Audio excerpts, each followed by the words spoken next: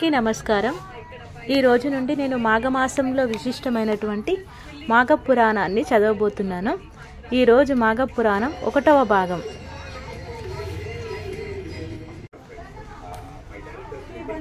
శుక్లాం వరదరం విష్ణుం శశివర్ణం చతుర్భుజం ప్రసన్నవదనం ధ్యాయేతు సర్వ విఘ్నోపశాంతయే అగజానన పద్మార్కం గజానమహర్నిశం అనేకదంతం భక్తానాం ఏకదంతం ఉపాస్మహే। శౌనకాది మునులు యజ్ఞం చేయు తలపెట్టుట। సకల పురాణములకు ఆలవాలమైన నైమిషారణ్యమునందు ఒకప్పుడు శౌనకాది మహర్షులు లోక కళ్యాణార్థమై ఒక మహాయజ్ఞమును తలపెట్టారు। ఆ మహాయజ్ఞం పరిసమాప్తమగుటకు ఒక పుష్కరం కాలం అనగా 12 సంవత్సరములు పట్టును। ఎన్ని అడ్డంకులు వచ్చినను ఆ యజ్ఞంను పూర్తి చేయవలన అనుకుని దీక్షతో శౌనకాది మునులు తలపెట్టి యజ్ఞ స్థలముకు నైమిషారణ్యంలో ప్రవేశించు గోమతి నదీ తీరమును ఎన్నుకొని ఒక శుభ ముహూర్తమున యజ్ఞమును ప్రారంభించిరి। అంత పెద్ద యజ్ఞము చూసి తరింపవలయుననేటి కోరికతో భరతకాండము నలుమూలల నుండి తపోధనులెందరో వచ్చి యజ్ఞస్థల సమీపమునందు నివాసం ఏర్పరచుకొనిరి। అచటికే తెంచిన మునీశ్వరులతో బ్రహ్మ తేజస్సు కల శతవృద్ధులు వేదములాముల గ్రామంగా నవగాహన చేసుకున్న వేదమూర్తులు సకల శాస్త్రములు అధ్యయనం మెనర్చిన మునికుమారులు వచ్చి పాల్గొనిరి। ఆ విధములుగా మునీశ్వరులందరూ తమ తమ శిష్య బృందములతోనూ పరివారములతోనూ తండోపతండములుగా యజ్ఞస్థలానికి చేరుకొనిరి। వేల కొద్ది ఋషి పుంగవులతో ఆ యజ్ఞస్థలం క్రిక్కిరిసి ఉండెను। ఆ యాగం సకల లోకములకు శుభకరమైనదయు పుణ్యప్రదమైనదియు 12 సంవత్సరములు ఏకదాటిగా జరుగు మహాయాగమగుట వలన పురాణ పురుషుడగు సూత మహాముని కూడా తన శిష్య బృందంతో వేంచేసి యాగాది కార్యక్రమంలో పాల్గొనిరి। దూర ప్రాంతాల నుండి వచ్చిన ఋషులు సూతులను దర్శన భాగ్యం కలిగినందున అమితానందం నొందిరి। సూతుల వారి ఆశీర్వాదంతో నిర్విఘ్నంగా యాగం జరుగునని అందరూ సంతోషపడరి। సూత మహాముని సకల శాస్త్రములు అమూలాగ్రముగా తెలిసియున్న మహానుభావుడు। వేదం పురాణ ఇతిహాసాది సమస్త విషయములయందు వారికి తెలియనిది లేదు। అవి అన్నియూ వారికి కొట్టిన పిండి వంటివి। వారి ముఖ వర్చస్సు నుండి ప్రకాశించు బ్రహ్మ తేజస్సు ఎల్లవేళలా నువ్వులొలిపించు ముఖార విందము మేలిమి బంగారం వలె ప్రకాశించుచున్న శరీరం వర్ణింప నలవి కానిది। అటువంటి పుణ్య పురుషుడగు సూత మహాముని ఆగమునకు స్వాగతం పలికి సాక్షాంగ దండ ప్రమాణములు ఆచరించి యజ్ఞం జరుగు ఆ 12 సంవత్సరములలో ఎన్నియో పురాణ గాథలు విని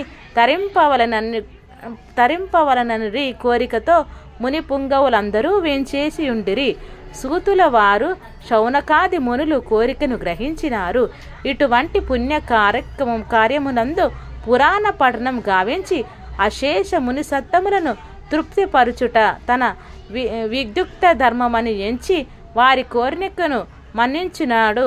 ఒక శుభ ముహూర్తమున ఆశ్రమవాసులందరూ సూతుల వారికి ఆర్షపార్షాదులు సంగి ఉచితాసనంపై ఆసీనులను చేసి మునిశ్రేష్ఠ ముని కుల తిలక ఇంతకు ముందు ఎన్నో పురాణ గాథలు తమరు తెలియజేయగా విని ఆనందించుచున్నాము। అనేక ఇతిహాసాలను ఆలకించి అందరి సారమును గ్రహించి ఉంటిమి। సమయం వచ్చినప్పుడు సకల శాస్త్రాలలో నీతి కథలు మాకు వినిపించుచున్నాయే ఉన్నారు।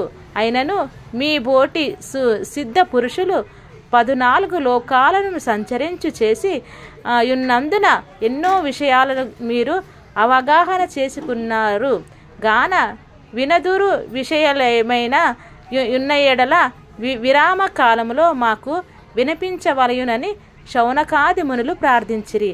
ఆ ప్రకారముగా కోరిన శౌనకాది మునులు తమ వలన క్రొత్త సంగతులు తెలుసుకోవలనని కుతూహలం కనపరిచినందున వారలను చూసి సూత మహాముని ఇటుల పలికిరి. మునిపుంగవులారా, మీ మనోవాంఛను గ్రహించి తిని మీరు వినదగిన కథను నాకు తెలిసి ఉన్నంత వరకు విచారించి మీకు తృప్తి కలిగించేదును. అటువంటి సమయమున పుణ్యకథలు చెప్పుట వలన నాకున్న వినుట వలన మీకున్న పరమార్థం కలుగునని పలికెను.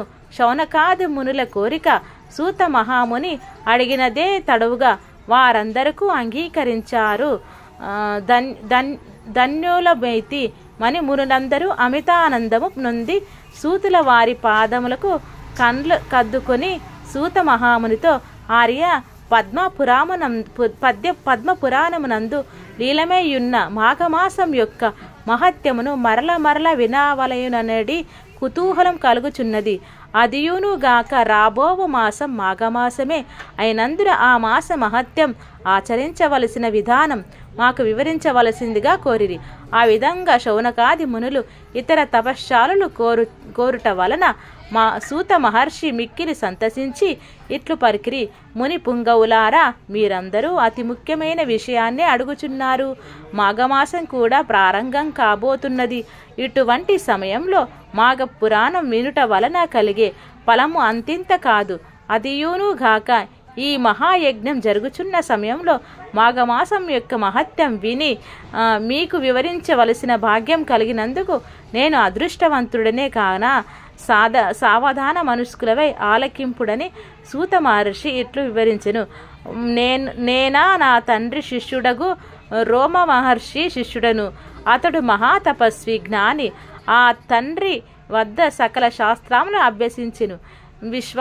విశ్వాంస సంభూతుడగు వేద వ్యాస మహర్షికి ప్రియపాత్రుడను. వారి దయ వలన నాకు కలిగిన జ్ఞానంతో మీలాంటి వారు అడిగిన ప్రశ్నలకు సమాధానం చెప్పగల శక్తి సమర్థములు కలిగిన వాడనైతిని.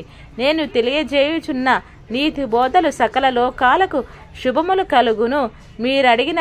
మీరు అడిగినట్టు వాటిలే పూర్వం దిలీప మహారాజుకు తన కులగురువైన వశిష్ఠ మహాముని మాఘమాస మహత్యమును వివరించినారు. ఆ విషయమునే నేను మీకు వివరించబోచున్నాను.